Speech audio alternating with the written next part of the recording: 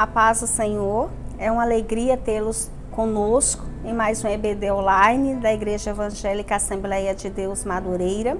Permanecemos estudando a revista da editora Betel, Transformando as Adversidades em Cenários de Milagres e Vitória, a qual tem por comentarista o Bispo Abner Ferreira.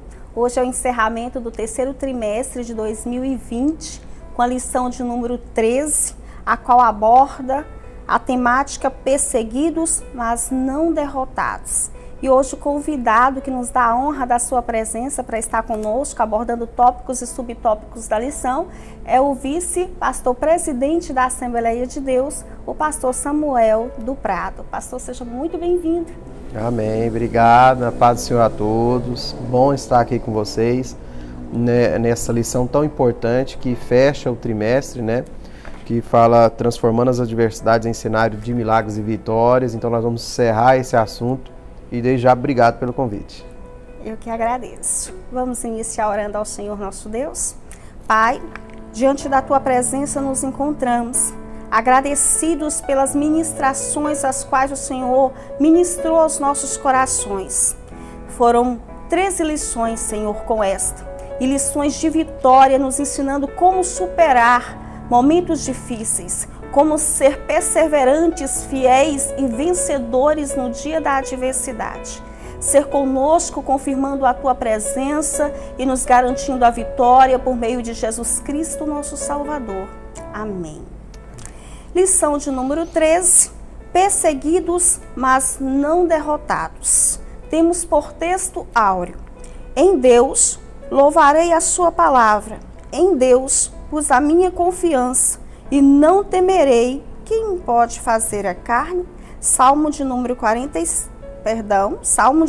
56, versos 4. Verdade aplicada: uma firme confiança no Senhor e um viver convicto na verdade do Evangelho são fundamentais para não sucumbirmos diante das crises. Temos por objetivos da lição: 1. Mostrar que Deus sempre nos socorre.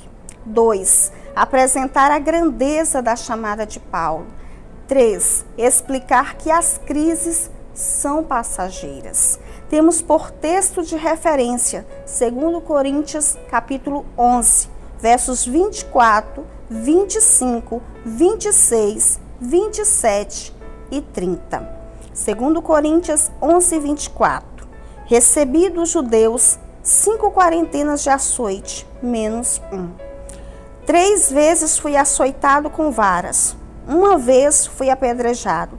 3 vezes sofri naufrágio. 1 noite e 1 dia passei no abismo.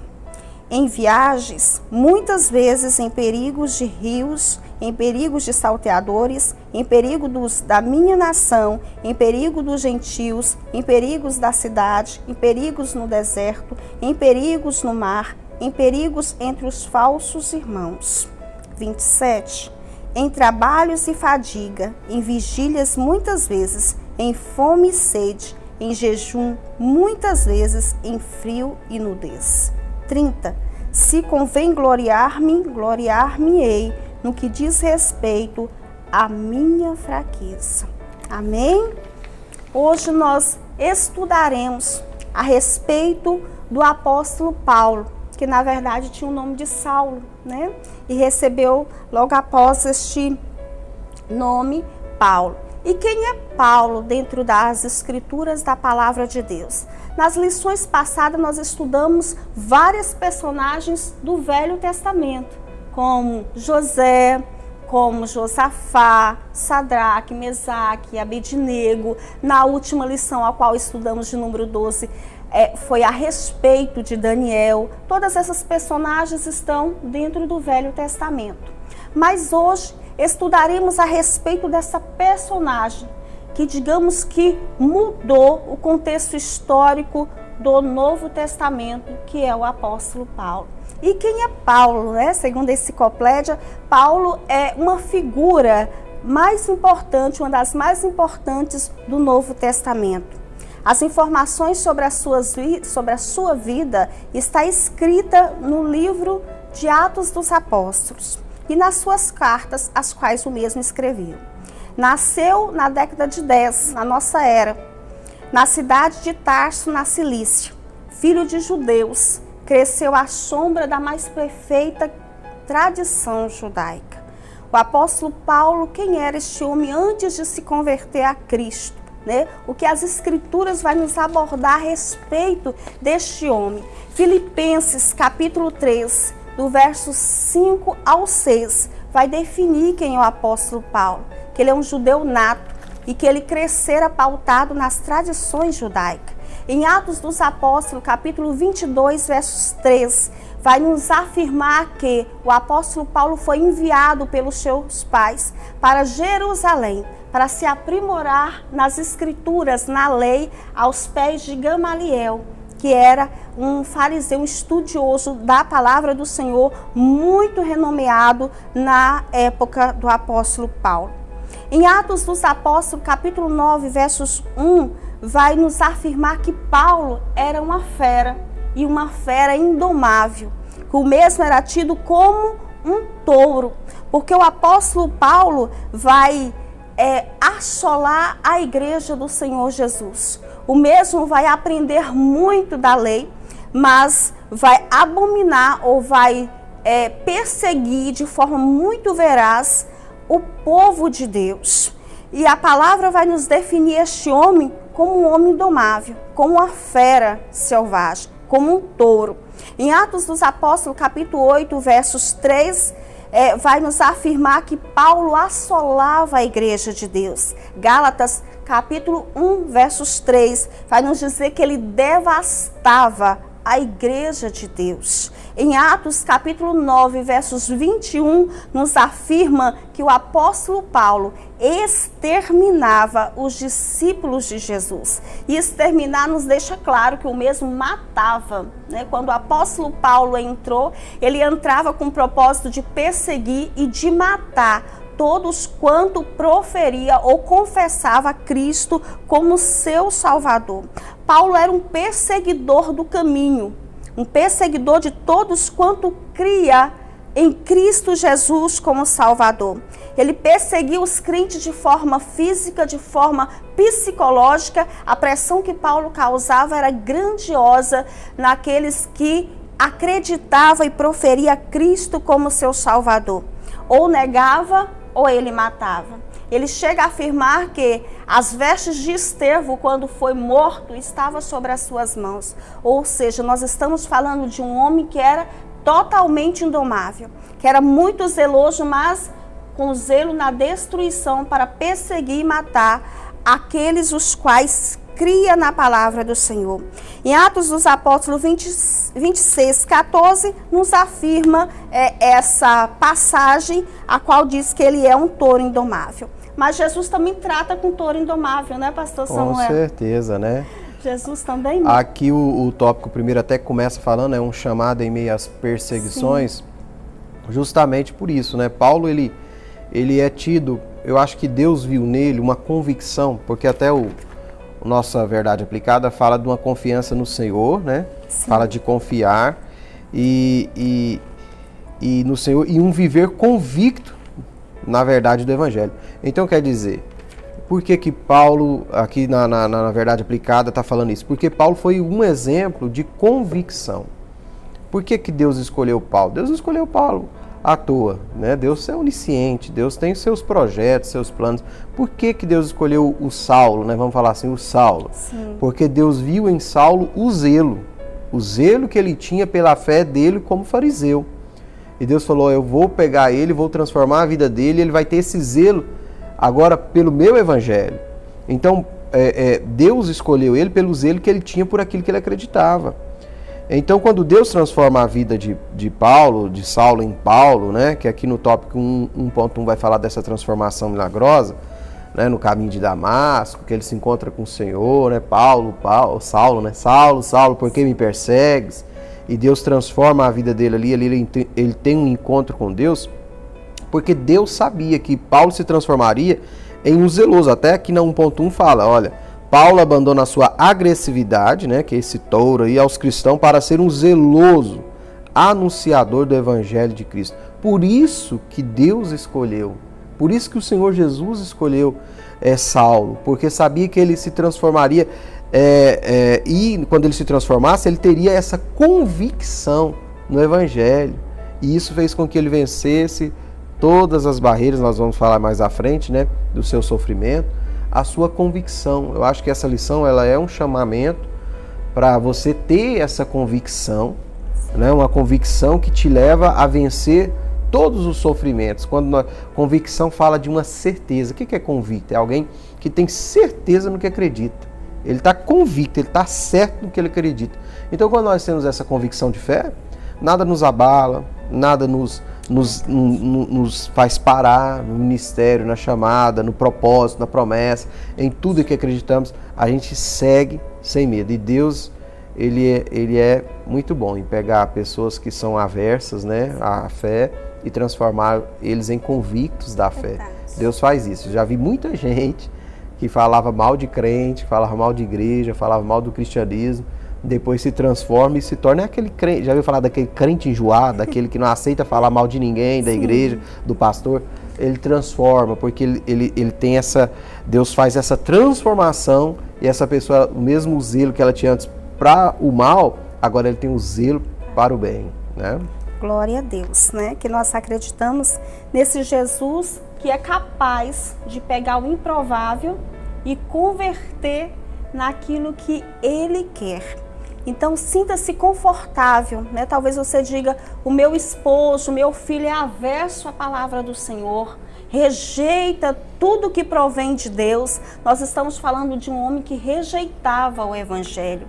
Não só rejeitava, como perseguia e matava todos quanto também acreditava nesse Evangelho, mas que teve um encontro com Jesus no caminho de Damasco.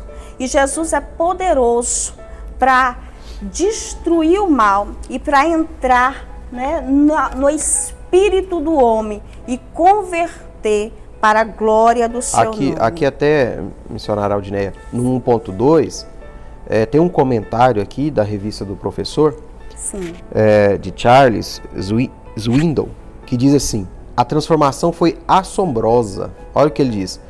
Saulo, sem dúvida, ainda com as roupas manchadas de sangue dos cristãos que havia torturado, estava ali agora com os braços estendidos, anunciando: estou aqui para testemunhar que Jesus é o Messias, o Filho de Deus. Quer dizer, ele fala assim que a transformação é tão grande e tão repente, que parece que ainda o sangue estava nas mãos, né? A Bíblia fala que lançaram a roupa de Estevão aos pés de um tal de Saulo, né? Então, quer dizer, ele ainda estava com o sangue nas mãos dos cristãos que ele torturou e ainda já estava transformado, dizendo verdadeiramente Jesus é o Messias, Jesus é o Filho de Deus e o seu Evangelho é verdadeiro, né? Então Deus faz isso, Deus faz essa obra maravilhosa. Verdade, nada é impossível para o Deus o qual cremos, né, pastor? Tópico 1.3 vem nos afirmar que a luz brilhou nas trevas. Estamos falando que a luz, que é Cristo Jesus, brilhou na vida de Paulo. Literalmente, Jesus se manifestou como luz, né? Com luz de forma tão tremenda a ponto de cegar Paulo. Ficou cego de tanta luz. De tanta glória de Deus. Parece que é uma mudança de visão, né? Parece que Deus falou assim, olha, você não está enxergando como você deve enxergar a vida, a verdade, né? A Bíblia fala que esse mundo, muitos estão entregues à cegueira espiritual. Verdade. Não entendem o Evangelho. Às vezes você percebe, nós estamos anunciando a palavra pela internet, você percebe às vezes na internet tanta crítica à igreja, a pastores, ao Evangelho, aquilo que nós temos convicção de que é a verdade, de que é a palavra, de que é aquilo que realmente Deus entregou ao homem. Mas a cegueira espiritual, né, faz com que pessoas façam coisas, falam coisas terríveis, né? Então, Saulo, até então, vivia essa cegueira. E parece que Deus falou, não, eu vou deixar você sem ver alguns dias, para que você, quando voltar, tenha uma visão diferente de mundo, de vida, de palavra, de tudo, né? E ali, essa luz trouxe uma clareza, né? Às vezes os nossos olhos carnais têm que fechar para que os nossos olhos espirituais possam ver quem é Deus, o que Deus está fazendo, o que é o mundo, o que é a vida e tantas outras coisas, né? É verdade. Glória a Deus por essa convicção. O tópico 2 está nos afirmando socorro em tempos de crise. O Senhor é um Deus que nos socorre em todo o tempo, né, pastor? Em especial no dia da crise, no dia da adversidade. E não foi diferente com Paulo. A crise também chegou na vida de Paulo. Não é porque eu mesmo havia aceitado Cristo que agora estava tudo bem. Afinal de contas, ele havia cometido muitas atrocidades. Havia cometido muitos pecados. E Paulo também vai pagar por esses pecados, sofrendo aí, como ele mesmo dissera, açoites, perseguições, certo? Então mesmo, automaticamente, como nós estamos falando, ficara cego por 3 dias e o Senhor teve que levantar então o profeta Ananias para ir orar com Paulo, para que o mesmo voltasse a ir ter a visão, agora a visão voltada, pautada no critério, na vontade de Deus. E a crise se instalou, porque agora Paulo, com essa convenção repentina, muitos não acreditaram. Pelo contrário, achava que Paulo estava causando, era ali uma situação para enganar mais ainda os que criam em Jesus e capturar esses. Então Paulo foi rejeitado pelos seus próprios irmãos, né, os quais também cria no Evangelho, cria em Cristo, foi rejeitado pelos judeus, foi rejeitado na sua nação, ou seja, a crise instalou-se na vida de Saulo, um homem que era renomeado, porque pelas escrituras nós vamos avaliar que ele era um homem de poder aquisitivo bom, porque para estudar onde Paulo estudou, aos pés de Gamaliel, tinha que ter uma condição boa para pagar esse curso, digamos assim. Era muito bem reconhecido. Agora Paulo está sendo perseguido, sendo humilhado, sendo rejeitado por todos, e a crise nós estamos falando tanto de ordem física, financeira, quanto de ordem social, não espiritual, porque Paulo sempre foi muito convicto, após a sua convenção, de quem era o seu Deus, de que verdadeiramente Cristo estava na vida dele. Em todo o tempo nós vamos ver Paulo encorajado e encorajando as igrejas, pautado nas suas cartas, a permanecer sendo firmes no Senhor Jesus Cristo, mas crises em outras esferas é apresentada como a crise política, crise econômica, assim como a crise espiritual. A vida de Paulo após conversão foi uma vida de desafios, né? Paulo aqui, eu faço uma comparação, não sei se estou certo ou errado, mas para mim Paulo, ele é a referência do Novo Testamento, como Moisés é a referência do Velho Testamento. Verdade. Por Moisés, Deus trouxe a lei, né? Por Moisés, Deus trouxe o conhecimento do pecado. Sim. Né? Quem sabia o que era pecado? Ninguém sabia. Aí Deus trouxe a lei e disse, olha, matar é pecado, cobiçar é pecado, fazer isso é pecado. Então, pela lei, trouxe o conhecimento do pecado, e pelo conhecimento do pecado, trouxe a necessidade de se conhecer Deus. Então, Moisés, ele teve essa referência no Antigo Testamento. A Bíblia sempre cita a lei e os profetas. Quando fala a lei e os profetas, é Moisés e os profetas. No Novo Testamento, já vem Paulo. Paulo com as cartas paulinas, que elas se tornaram a fonte para muita informação teológica, para que se criasse o modelo de igreja de Cristo de hoje. Mesmo nós tendo o Evangelho, o Sermão da Montanha de Cristo, que trouxe valores, princípios, Paulo parece que pegou esses princípios são base, e firmou nele um grande edifício através das suas cartas paulinas, dando aplicação às verdades do Evangelho ao dia a dia dos romanos, dos coríntios, dos filipenses, dos colossenses. Ele trouxe essa aplicação do Evangelho para o dia a dia da vida dos novos cristãos, da igreja primitiva. Então, ele teve essa referência para mim no Novo Testamento. E por ser referência, ele se tornou um líder, um apóstolo, um fundador de igrejas. E isso traz crises, porque não é fácil. Imagine Moisés no deserto com aquele povão reclamando. uns murmurando, outros fazendo bezerro de ouro, e outros falando que está com fome, outros falando que está com sede, outros falando que nessa Canaã nunca chega, que essa Canaã nunca vem, que dia que nós vamos entrar nessa Canaã. Então, quer dizer, liderar é lidar com circunstâncias adversas. Paulo se transformou num líder. A partir do momento que ele se transformou num líder, ele começou, primeiro, crise política, que a revista vai falar que a igreja primitiva enfrentou diversas perseguições. Por que Paulo está envolvido nisso? Porque ele era líder da igreja primitiva. Mesmo tendo Tiago, mesmo tendo Pedro e outros, Paulo foi o maior fundador de igrejas, né? daquele tempo. Você ainda leu no começo da questão da data. Paulo foi contemporâneo dos apóstolos e possivelmente ele era uma criança ou um jovem quando Cristo morreu, né? Foi crucificado. Então ele com certeza ele testemunhou com seus olhos Cristo, ele viu a Cristo, ele viu todo aquele movimento em Jerusalém, ele viu todo aquele movimento do cristianismo. Então ele participou desse nascimento da igreja e agora ele começou a fundar a igreja. Ele estava ali como um líder da igreja primitiva. A crise política vai falar que os próprios judeus lançavam a igreja, os cristãos, né, ou os seguidores de Cristo, contra o imperador. Fala, não, eles não te ouvem, eles não te seguem, eles não são do império. Eles falam que tem um rei próprio, que é Cristo. Então, tudo isso trouxe um desgaste muito grande. Aqui vai falar de Nero, que acusa os cristãos de colocarem fogo em Roma. Mas até que veio Constantino, né, e mudou esse legado aí, essa questão da perseguição. Então, essa é a crise política. Aqui vai falar de 3 crises, né, você já disse.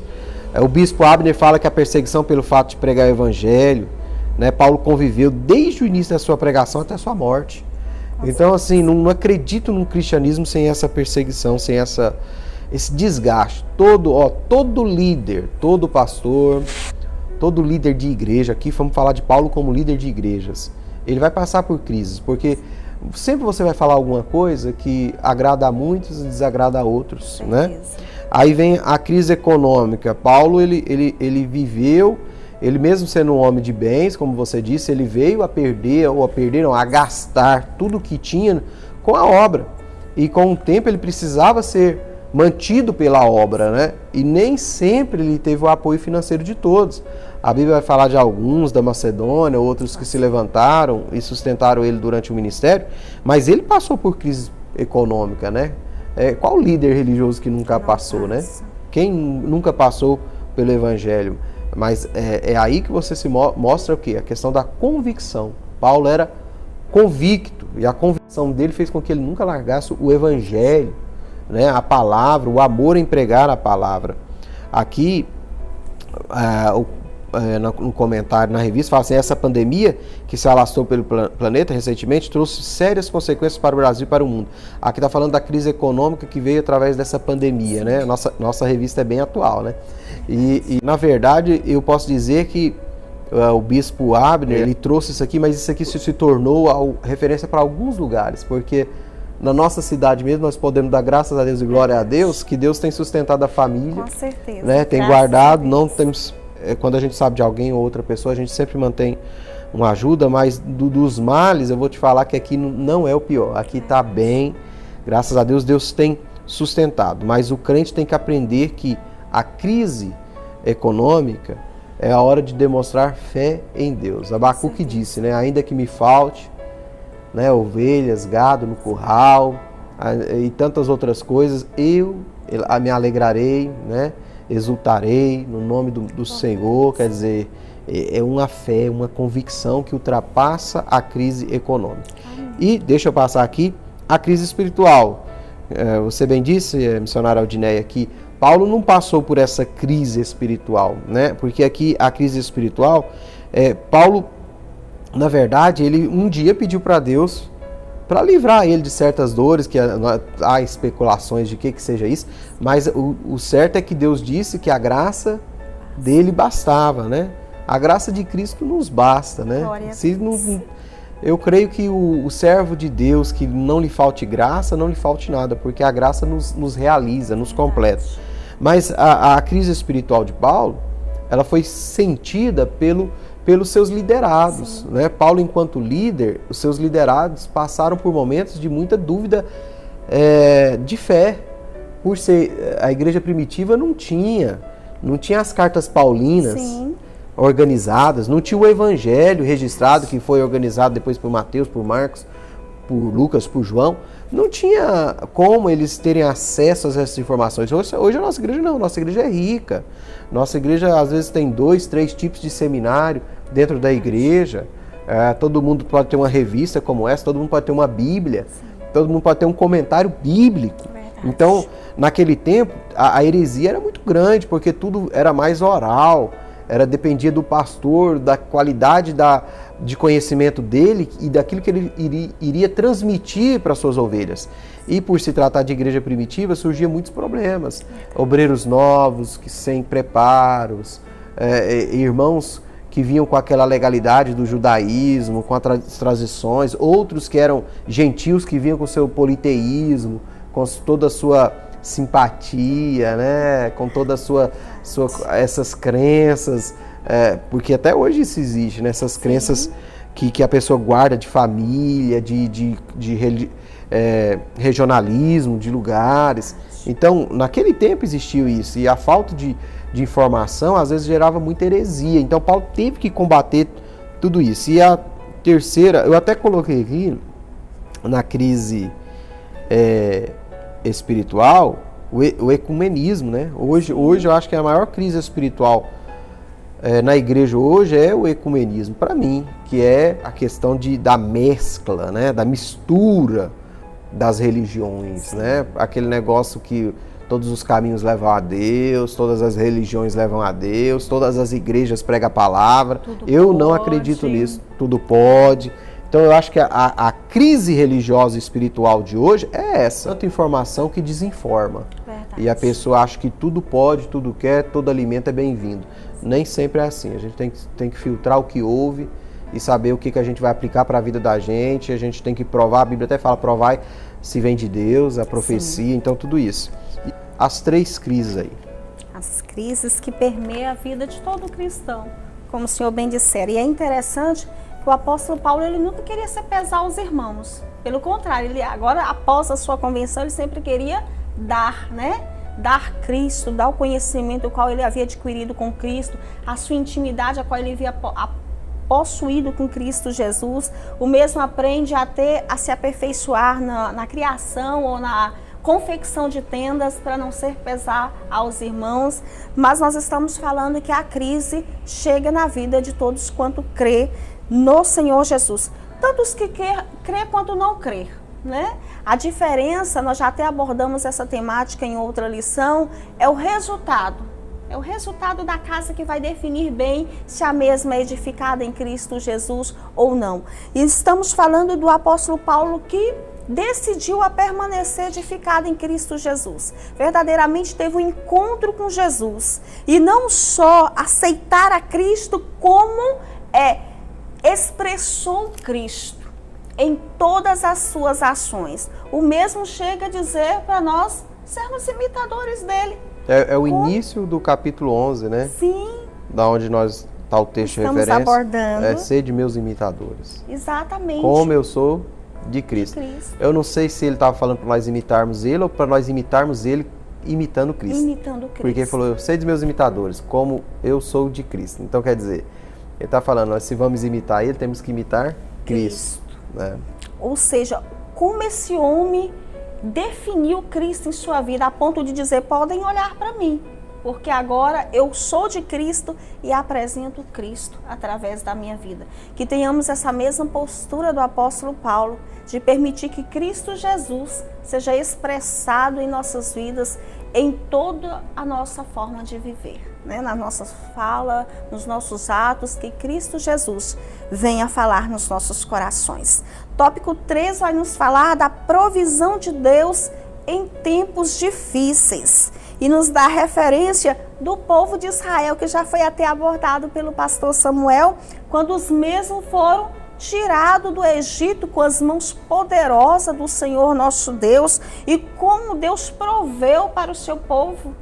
Proveu maná dos céus, proveu sombra durante o dia, nuvem para cobrir o seu povo durante o dia, proveu nuvem de fogo para o seu povo estar aquecido e feras não aproximar do seu povo, proveu um mar aberto para o seu povo passar, proveu Jordão aberto para o seu povo passar, proveu vestimento e calçada que durante 40 anos jamais envelheceram os calçados e a vestimenta do seu povo.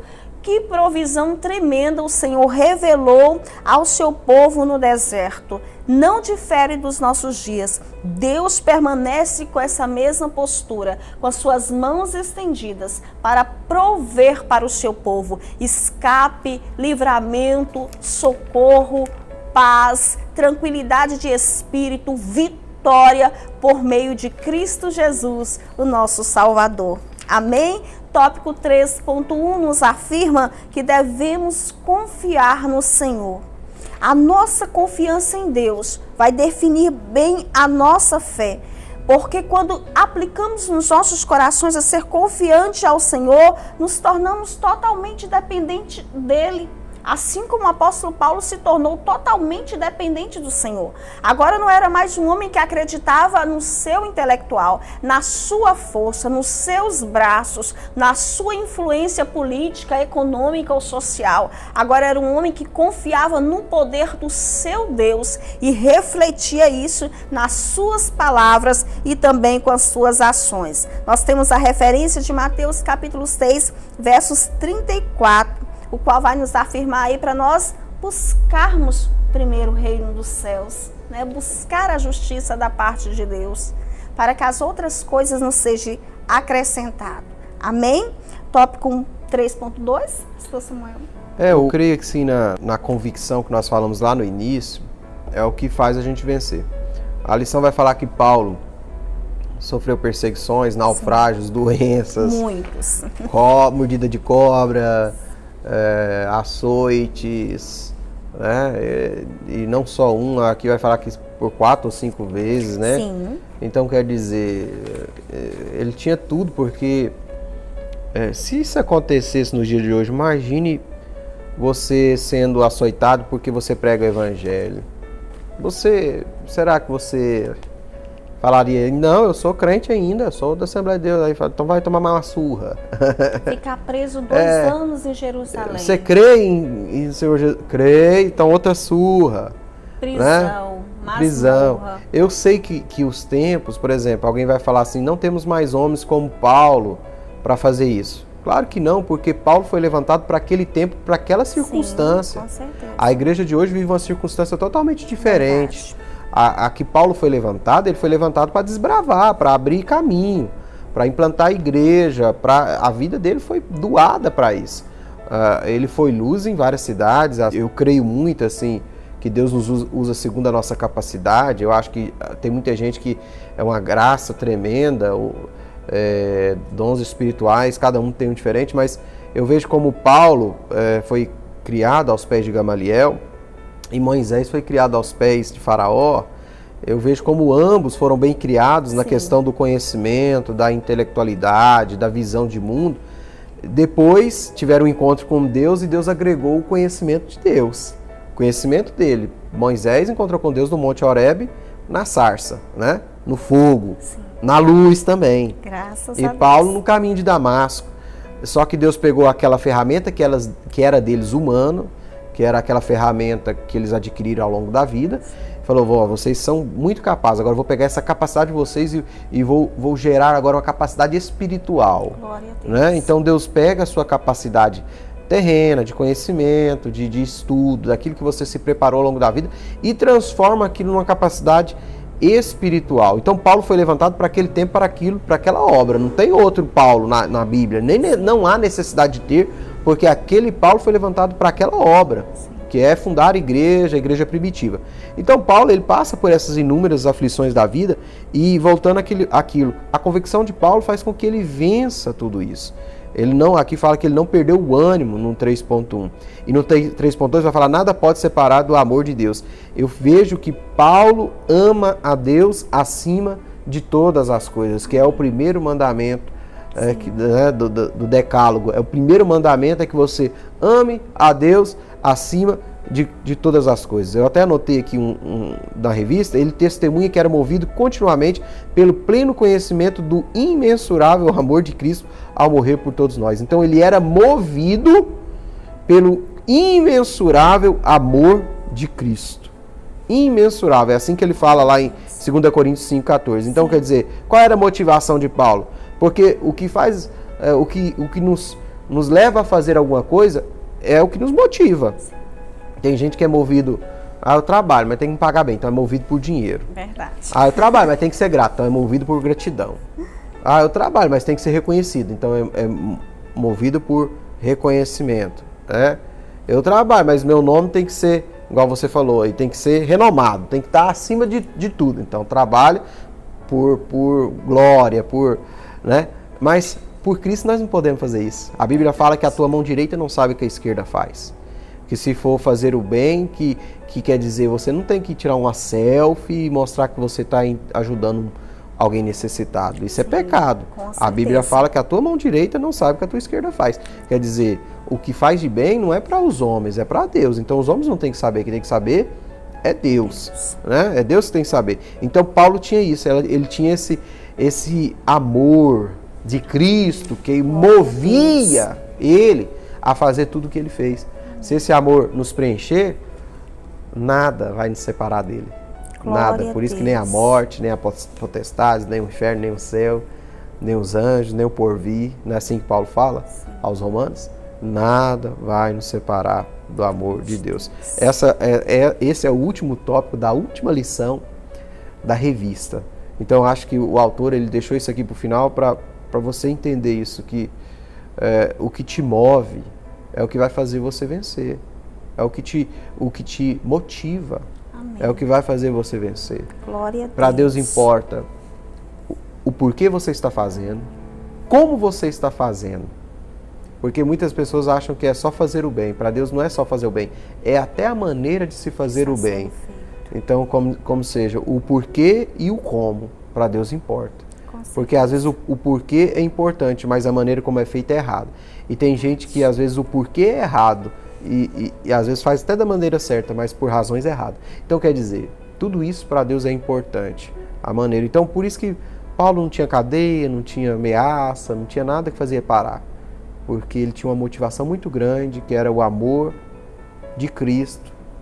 Esse imensurável que ele fala aqui, amor de Cristo, é o que movia ele, né? O crente tem que estar preparado para renovar a mente. Paulo aos Romanos, capítulo 12, transformai-vos pela renovação do vosso entendimento. Amém. A gente tem que aprender a ter mente renovada, aprender coisas novas, a ouvir. Nós somos muito duros, muito difícil de ouvir, de receber conselho, de receber ensinamento, até correção. Então a gente tem que ter mente aberta.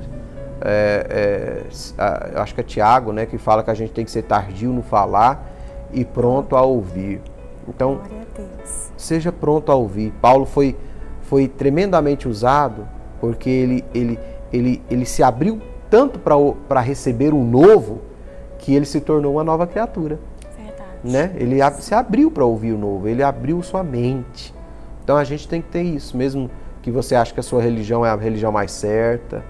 Tudo isso você tem que abrir e sempre ouvir uma opinião diferente, pegar a Bíblia, ler e refletir aquilo, pesar, pôr na balança e falar, não, realmente esse é o caminho, essa é a palavra, eu tenho que melhorar nisso, naquilo outro, né? E você vai vivendo uma vida cada vez melhor.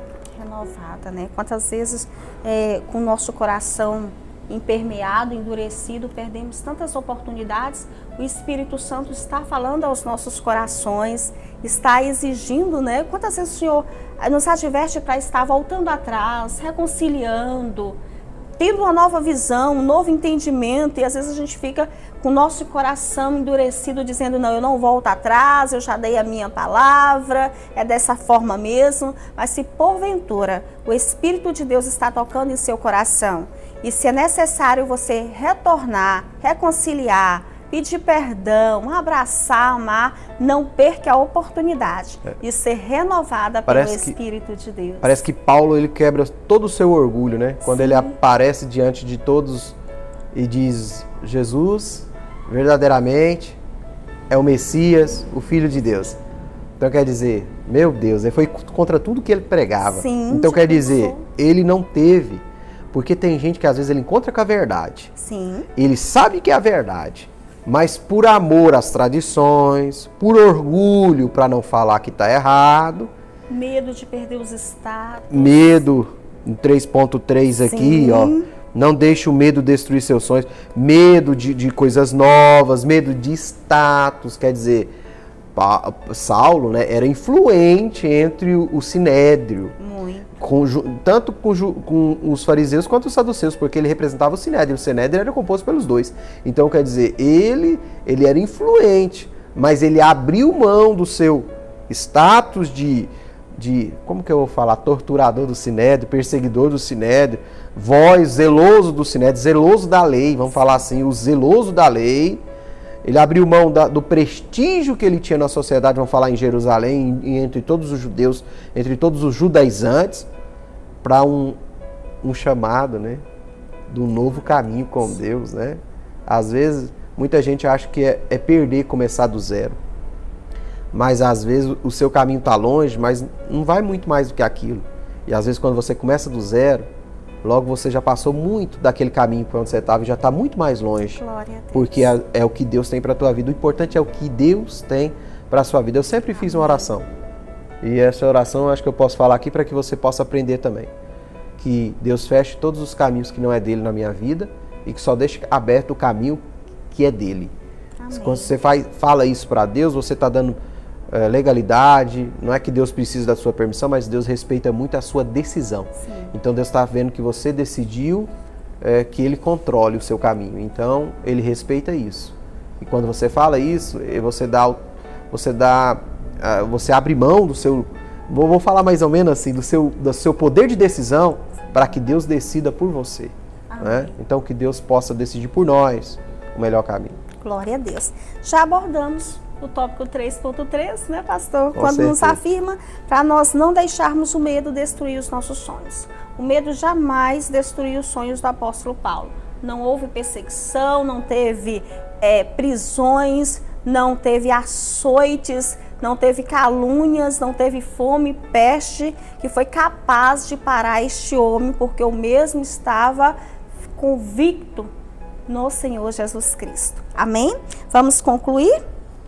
Com vista a uma melhor compreensão, há que se dizer que os dias de Paulo não eram melhores do que os dias de hoje.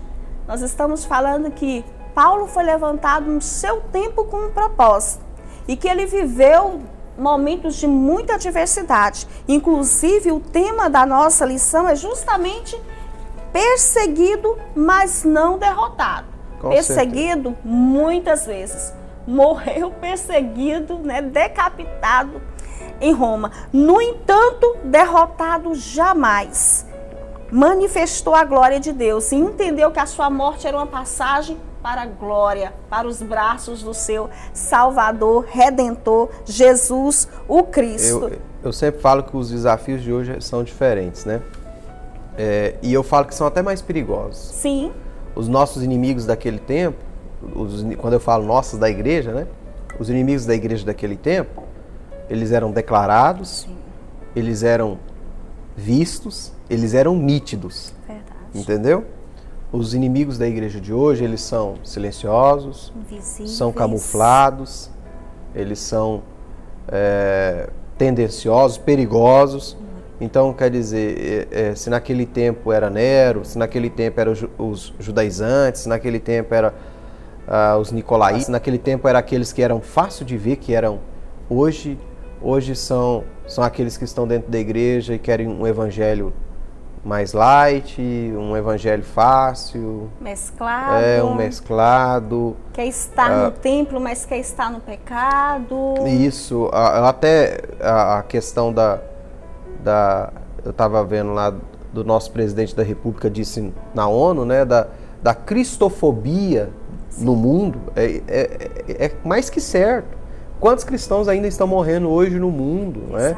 E o silêncio. A gente vê como há um sistema global que ele luta contra todos os princípios da igreja, contra a família, contra os valores cristãos, né? E às vezes até o próprio crente que está dentro da igreja, o cristão, ele é convencido do pecado como não pecado, né? Eu acho que o pior pecador não é aquele que peca e sabe que pecou e chora, é aquele que peca e acha que não pecou. Então, esse inimigo de dentro que mata a gente, que a gente vive uma vida de podridão e não abrimos mão dela porque achamos que não estamos na podridão. Então, temos que tomar muito cuidado. Ou seja, estamos em tempos diferentes, mas não deixamos de ser perseguidos, grandes desafios, de ser constrangidos, de muitas vezes ser humilhado, pelo propósito de ter Cristo Jesus nas nossas vidas e nos nossos corações. Mas estamos aprendendo em toda essa revista, né, o qual aborda para nós transformar as adversidades em cenários de milagres e vitória. Nós vimos em todas as lições como Deus foi poderoso em converter todos esses cenários de desgraça, de crise, de dores, de sofrimento em vitória. Não difere da minha vida e da tua. Amém? O Senhor é poderoso para transformar qualquer que seja a perseguição, a peste, a calúnia, a fome, o mal que veio contra as nossas vidas em testemunho verídico do poder do Senhor Jesus em nossas vidas. Amém? Glória a Deus. Pastor Samuel, grata. Obrigado, missionário Odinei, pelo convite. Deus abençoe todos que assistiram essa aula aí. Deus abençoe sua casa, sua família. Amém. Deus muito abençoe a sua vida. Nós já vamos orar para encerrar.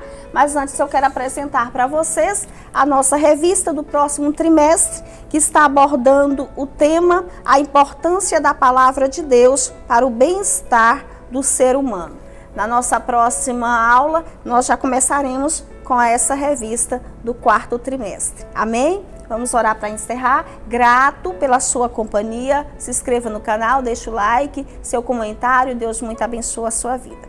Senhor, nosso Deus e Pai, permanecemos te rendendo graça pela palavra do Senhor nos nossos corações, pelos teus grandes ensinamentos, pelas bênçãos por meio de Jesus Cristo, nosso Salvador, porque somos até perseguidos, Senhor, mas nunca derrotados, porque o Espírito de vitória, que é de Cristo Jesus, que já venceu a morte, aleluia, está sentado à direita do Senhor nosso Deus, está conosco, e o mesmo nos faz triunfar em todas as crises e em todas as adversidades, para que o nome do Senhor Jesus seja glorificado.